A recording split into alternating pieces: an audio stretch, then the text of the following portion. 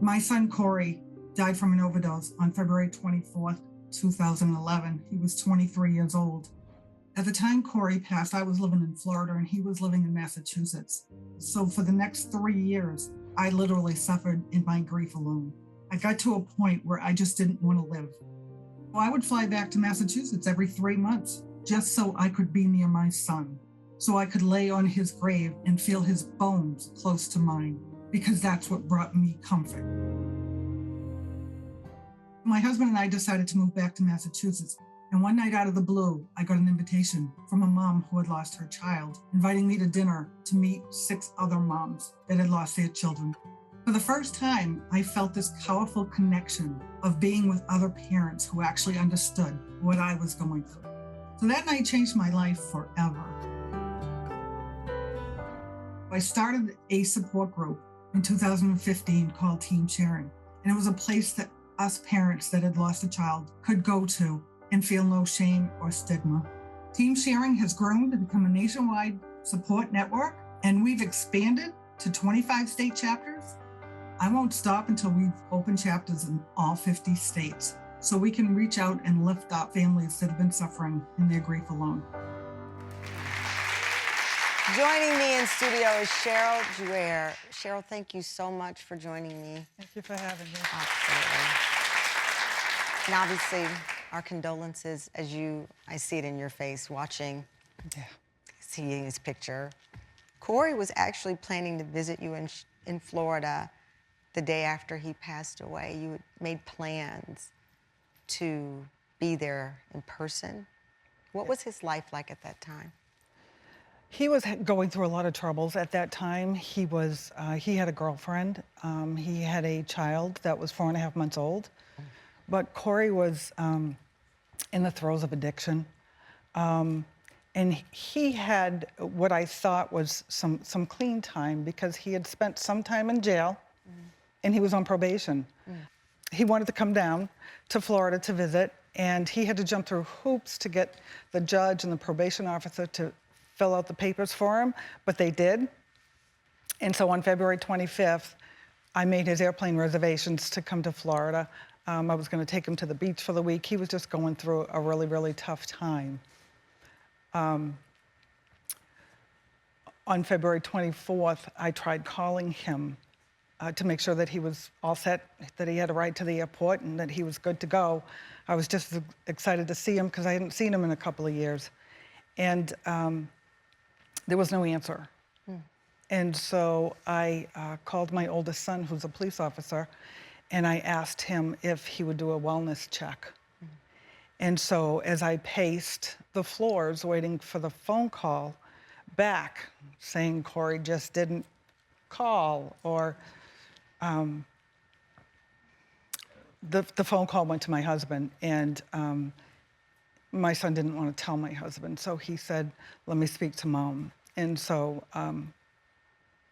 he said to me, Mom, Corey's dead. As a police officer, so matter of fact, and he'll tell you to this day that he can't get my scream out of his head because I screamed and fell to the ground because I wasn't expecting my son to die.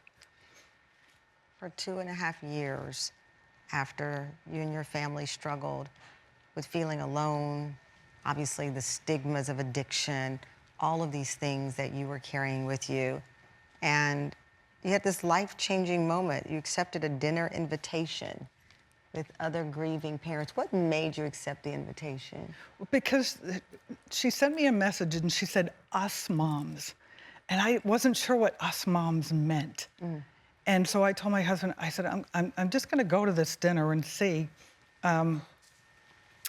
because I have a feeling I know what it means, but I'm just gonna go. And so I did. I went, and there were 7 of us moms that sat around the table. Now, let me just back up a little bit. So during those 2.5 years of my grief, I didn't know anybody that had lost a child, let alone to addiction. Yeah. So when I woke up every day, it was like Groundhog Day.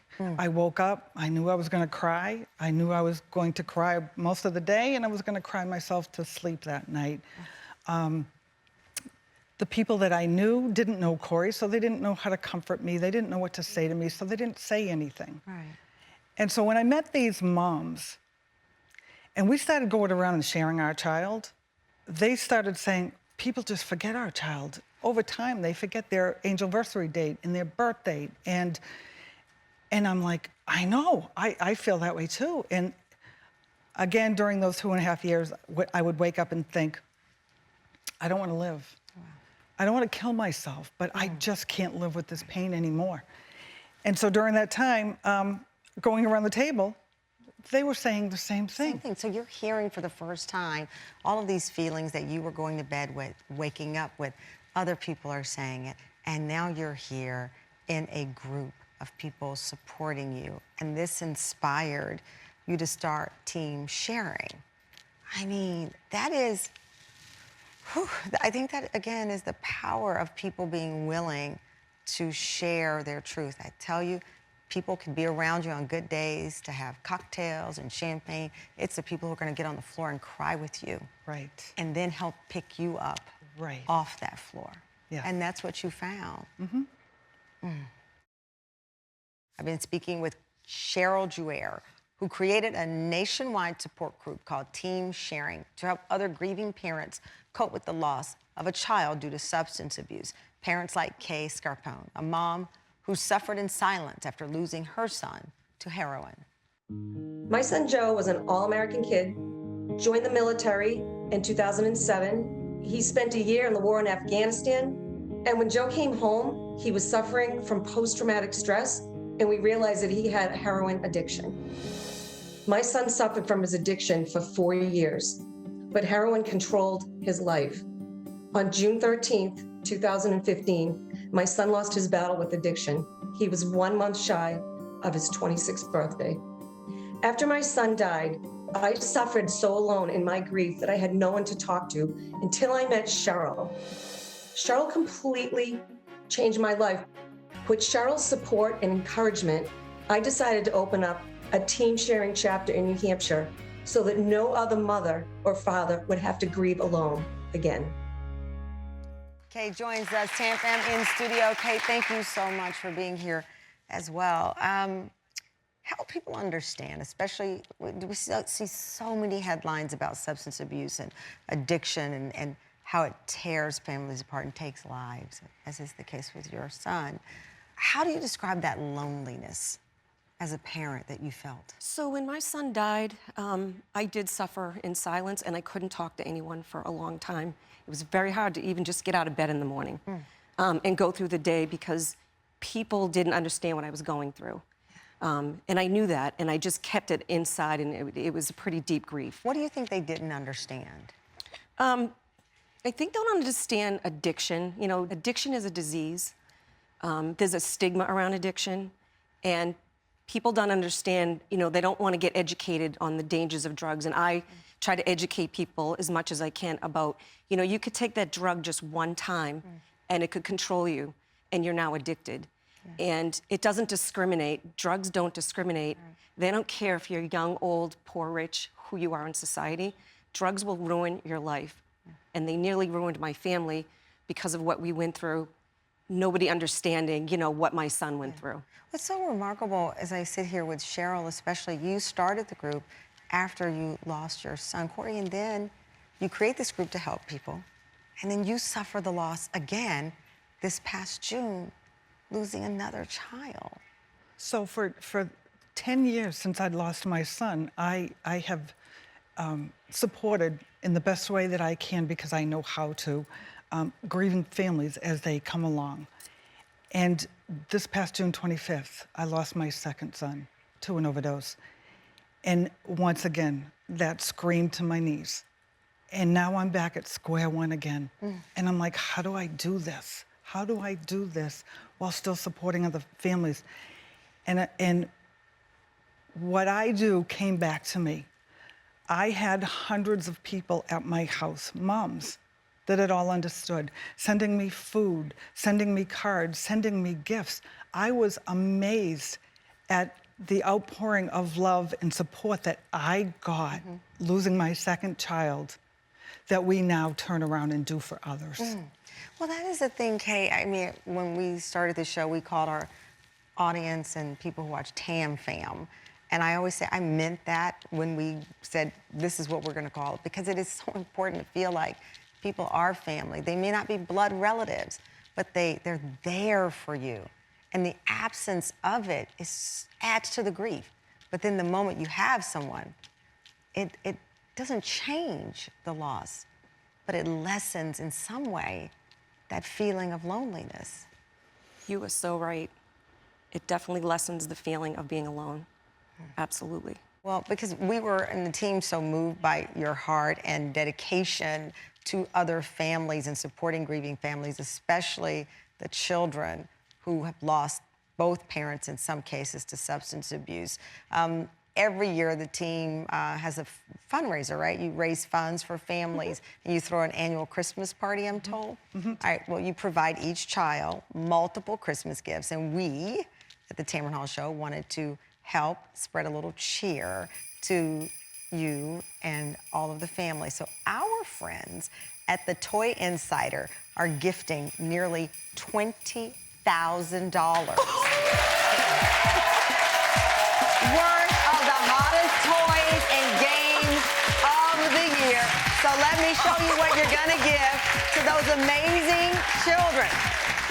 Over here, we have Pixie Cake, where kids can turn their drawings into live video games. We have the 3D Doodler, which helps kids be creative by combining art and design with technology with these cool 3D pens that they have down there. Spin Master's Game Pack has the classics like chess, checkers, and Jumanji. And HEXBUG's NANOTOPIA, which helps little ones build unique playgrounds.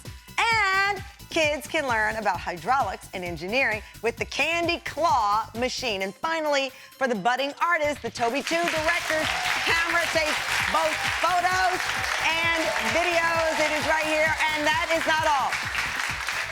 I love all of these gifts that you're going to share with those children, but we know that you're tireless and you travel the country to raise awareness about substance abuse. So you're ultimate warriors, in my opinion. So when we shared your story with our friends at the Omni Boston Hotel at the Seaport, which I love that hotel, they wanted to ensure that you were able to have a much-deserved break. So they are providing you both with complimentary 2-night stay at their beautiful hotel, which includes daily breakfast at Testra, the hotel's upscale all-day restaurant. During your stay, you will each be treated to one complimentary spa treatment at Breeze Spa, a full-service spa and urban sanctuary in the heart of Seaport District, and enjoy a hosted dinner together at one night at the Sporting Club, the hotel's distinctly intimate and contemporary sporting environment. So, there you have it.